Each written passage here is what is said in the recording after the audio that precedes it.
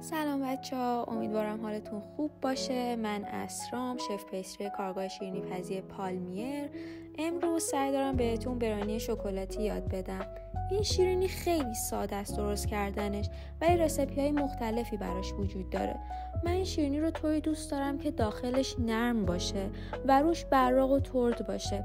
برای همچین تکسچری شما باید حتما شکر سفید، شکر قهوه‌ای و تخم مرغتون رو خوب با هم دیگه ترکیب بکنید به شکلی که ترکیبی که به دست میارید کاملا کرم رنگ باشه و اون شکر و شکر قهوه‌ای داخلش تقریبا حل بشه. خب همینطور که توی تصویر میبینین ترکیبمون کاملا کرم رنگ شده.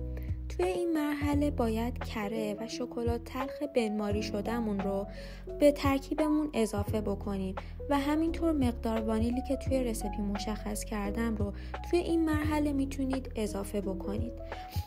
با همون سریع همزنتون دوباره ترکیبتون رو مخلوط میکنین تا کاملا شکلات و زرده و شکرتون با هم دیگه خوب مخلوط بشن.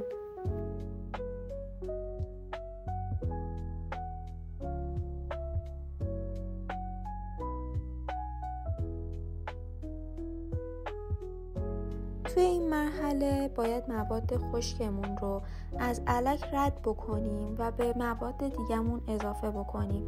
توی این مرحله دیگه نیازی نیست از همزن استفاده بکنیم و با یه لیسک خوب این ترکیب خشکمون رو با هم دیگه مخلوط میکنیم.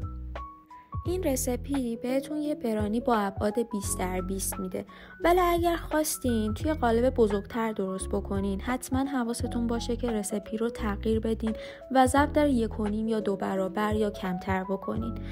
این رسیپی توی دمای 180 درجه به مدت 28 تا 30 دقیقه پخت میشه، ولی حواستون باشه بعد از 28 دقیقه حتما باید چک بکنید که چقدر برانیتون پخت شده. نباید این رسیپی رو بیش از اندازه بپزید چون دیگه اون حالت نرمش رو از دست میده. امیدوارم درست بکنید و لذت ببرین.